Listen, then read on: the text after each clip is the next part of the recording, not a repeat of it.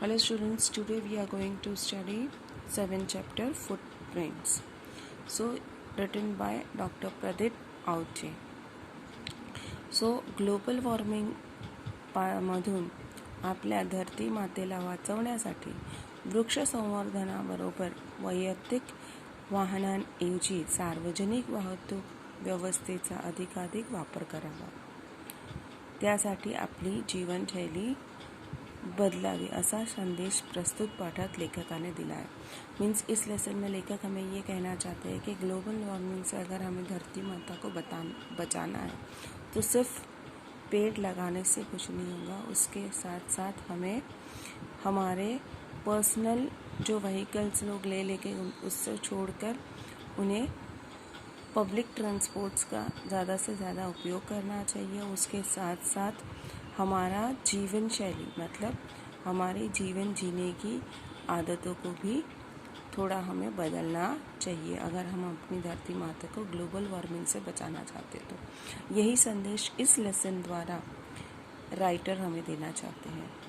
पर्यावरण संवर्धनाचे महत्त्व विशद करून यानी नेचर को बचाने के जो इम्पोर्टेंस है, संवर्धन मतलब बचाना को एक महत्त्व को ज़्यादा इम्पॉर्टन्स आहे. तंत्रज्ञानाची गंमत सांगणारी ही विज्ञान कथा. मीन्स तंत्रज्ञान मतलब मशीनिकल नॉलेज. देखिए उसकी एक तरह की एक व्यंग कथा के रूप में इन्होंने विज्ञान कथा अंतर्यामी विचार करायला लावणारी आहे. मीन्स ये ऐसी स्टोरी है कि हम उसको एक बार थोड़ा सोचने बैठ जाते हैं. ऐसी ये स्टोरी है. तो देखते हैं अभी क्या है. अभिषेकनं दार उघडलं आणि कामवाल्या रेखा मावशी आल्या. त्यात आल्या त्यांनी किचनमधील सिंकमध्ये वाट पाहणाऱ्या भांड्याकडे आपला मोर्चा वळवला. अभिषेकला आज उठायला उशीर झाला होता. म्हणते कि बेल रिंग बजी तो अभिषेक ने दरवाज़ा खोला तो कौन था? कामवाली बाई जिसका नाम था रेखा मौसी. बोलते कि वो आए वैसे ही सीधे सिंक में जो बर्तन पड़े थे उनकी राह देख रहे थे. वाट पाहत होते मतलब राह देख रहे थे. वो सीधे किचन में गए और सिंक में जाके बर्तन धोने लगे. अभिषेकला आज यानी अभिषेक को आज उठने में थोड़ी लेट हो गया था. काल त्याच्याकडे सुमित आला होता कानपूरहून.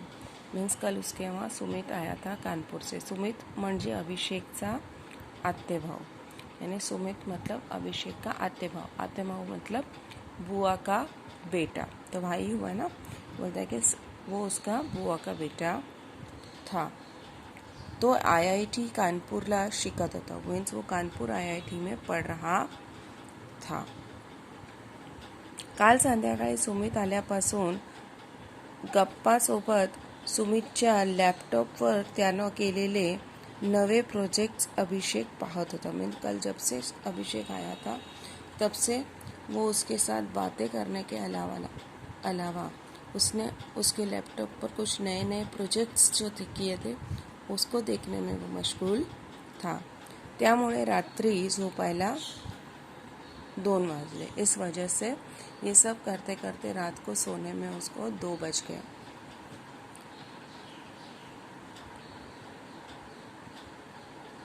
अभी काय हो हे तुम्हीच फरशी पुसता आणि तुम्हीच ही घाण करता. हॉलमधून स्नेहलचा आवाज आला. तो अभी स्नेहल क्या कर रहे हो आप ही लादी पोछ रहे हो. आप ही लादी को गंदा कर रहे हो. क्या है. ऐसे ही हॉल रूम से किसकी आवाज़ आई? स्नेहल सॉरी. अभिषेक हॉल मध्ये आला तर रेखा मौसी फर्शी पुछत. ये सब सुनकर अभिषेक जब हॉल में आया तो उसने देखा कि रेखा मौसी जो है वो लादी पोछ रही थी. फर्शी मतलब लादी. पण मागे त्यांच्या पायाचे काळे मळकट ठसे पुसलेल्या फर्शीवर उमटले होते. लेकिन वो जैसे पूछ के जा रहे थे तो पीछे उनकी पोछी हुई लादी पर उनके काले पैरों के निशान दिखाई दे रहे थे. स्वच्छतेची भोक्ती असलेली स्नेहल त्यामुळे त्रासली होती. मीन्स स्वच्छतेची भोक्ती मतलब सफाई पसंद जो स्नेहल है ये सब देख के थोड़ी गुस्सा हो गई थी. रेखा मौसी ही बिचाऱ्या वरमल्या होत्या. मीन्स वो भी ये सब देखकर थोड़े डर गए थे. बोलते ना थोड़ा उनको ये फील हो रहा था. अहो स्नेहाताई, मी कुठं एसीत बसून छान काम करते बाई. शेणा मातीत काम करावं लागतं. तो रेखा मौसी कहते कि अरे स्नेहल दिन बैठा कि मैं कहाँ एसी में बैठ के ऑफिस में काम करती हूँ. मुझे तो मिट्टी इसमें काम करना पड़ता है. आणि आमच्या वस्तीचा रस्ता भी समदा उखड़लाय. होता है कि और मैं जिस कॉलोनी में रहती हूँ वहाँ का रास्ता भी पूरा ऐसे मिट्टी से भरा हुआ है. मिट्टी का टूटा फूटा है. समधी धूल लगती पायासनी. मीन्स इसलिए पूरी मिट्टी पैरों में लगती है. आणि दहा मिनिटांना हातपाय धुवायला वेळ बी नाही माझ्याकडे. आणि पाणी तरी कुठे आहे बळकल. तो कहता है तो रेखा मौसी कहती है और 10-10 मिनट में हाथ पैर धोने के लिए कहाँ टाइम है मेरे पास. और पानी भी कहाँ है हमारे. इतना पानी भी तो लिमिटेड ही आता है. सॉरी मावशी, खरंच सॉरी. आपण त्यांच्या मळकट पायाबद्दल बोललो याचं स्नेहललाही कसं तरी वाट. अब जब मौसी ने ऐसा कहा तो वो उससे सॉरी कहती क्योंकि उसको ही बुरा लग रहा था कि मैं मौसी के गंदे पैरों के बारे में बात कर रही हूँ. तिला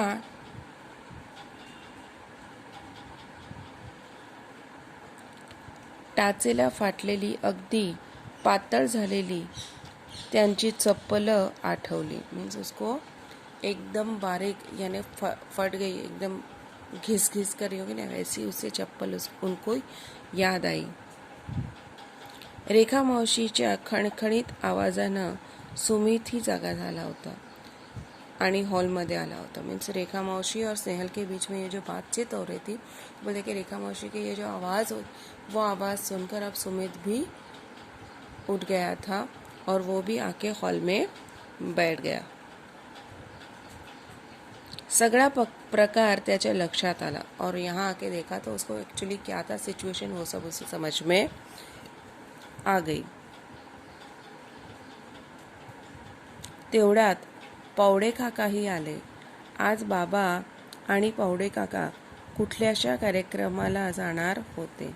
बोलते कि उतने में पावडे काका भी आ गए. तो आज मेरे पापा और पावडे काका कोई कार्यक्रम के लिए जाने वाले थे कुछ प्रोग्राम में. स्नेहलने पावडे काकांना पाणी दिलं. फरशी पुसणाऱ्या रेखा मावशीचं लक्ष पावडे काकांच्या तळव्याकडं गेलं. एकदम गोजेरी गुलाबी तळवा. कुठं चिरल्या नाहीत नि काही नाही. अब स्नेहल ने उनको पानी दिया तो रेखा मौसी जो थी उनका ध्यान जो है वो पावड़े काका की पैरों की तरफ गया. उनके पैरों के जो तलवे थे, तलवे मतलब पैर का नीचे का जो पार्ट है तो उससे तलवे कहते हैं. तो बोलते हैं वो एकदम वाइट, एकदम प्योर, एकदम एक कहीं भी कोई भी कटा फटा नहीं था. एकदम लोण्यागत मतलब मक्खन जैसे उनके पैर थे. लोणी मतलब मक्खन.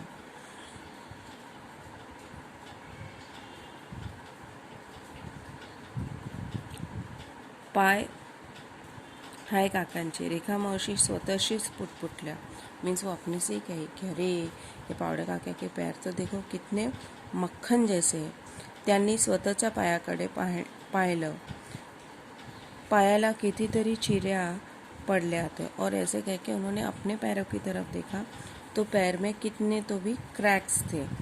माती धूल बसून त्या काळ्या पडल्या होत्या और उन क्रैक्स में मिट्टी और धूल फंसकर वो क्रैक्स में भी पूरा काले काले पैर हो गए थे. अभिषेक स्नेहलचे बाबा ही तयार होऊन हॉलमध्ये आले. उतने में अभिषेक और स्नेहल के पापा भी तैयार होकर हॉल में आ गए. मामा, मी एक ॲप तयार केला आहे.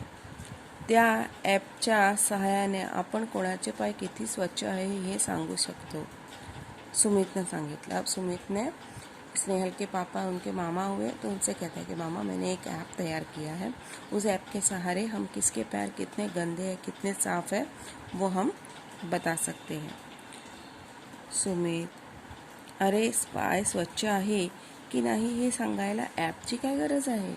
तुम्हा टेक्नोसेव्ही लोकांना कशाचंही ॲप करण्याशिवाय काही सुचत नाही. अरे सगळ्यात भारी ॲप डोक्याच्या कवटीत आहे हे विसरलात का तुम्ही लोक. बाबांनी अनाठायी टेक्नॉलॉजीबद्दलची आपली मळमळ व्यक्त केली. अब उसके मामा क्या कहते हैं कि अरे पैर साफ है कि गंदे हैं ये बताने के लिए बोलते ऐप की क्या जरूरत. बोलते कि तुम लोग तो एकदम टेक्नोलॉजी के दास हो गए, सेवी मतलब सेवक हो गए हो. बोलते हैं कि कोई भी इसकी क्या ऐप बनाते रहते हो तुम लोग. बोलते हैं कि अभी अरे बोलते हैं कि सबसे भारी ऐप तो हमारे दिमाग का है, जो हमारे सर के कवटा मतलब ये जो ऊपर का ये रहता है ना उसे कवटी कहते हैं. ओके, ये सब तुम भूल गए क्या. ऐसे कहते हुए बोलते हैं कि उसके पापा ने उसका जो टेक्नोलॉजी के पीछे की उनकी जो पूरी गुस्सा था वो उन्होंने उतार दिया. मामा, गंमत तर बघ तू माझ्या ॲपची, त्याचं नाव आहे फुटप्रिंट. असं म्हणत सुमितनं आपला स्मार्टफोन काढला. कहते हैं कि अरे मामा ज़रा देखो तो सही क्या मज़ा है इसमें, मेरा ऐप कितना मस्त है. ऐसे कह के उसने अपना स्मार्टफोन निकाला. सुरुवात करूया रेखा मावशीपासून. बोलते की स्टार्ट करते हम रेखा मावशी से. ज्यांच्या पायाबद्दल स्नेहल दीदीनं नोंदवलं होता आक्षेप, मीन जिनके पैरों के उन्होंने ऑब्जेक्शन लिया था. बोलते कि स्नेहल दीदी ने कहा था कि बहुत गंदे. स्नेहलचा चेहरा पडला. मीन्स ये सुनते उसको थोड़ा ये हुआ. तिला स्वतःचाच राग आला. मीन्स उसको अपने आप पे ही गुस्सा आ रहा था.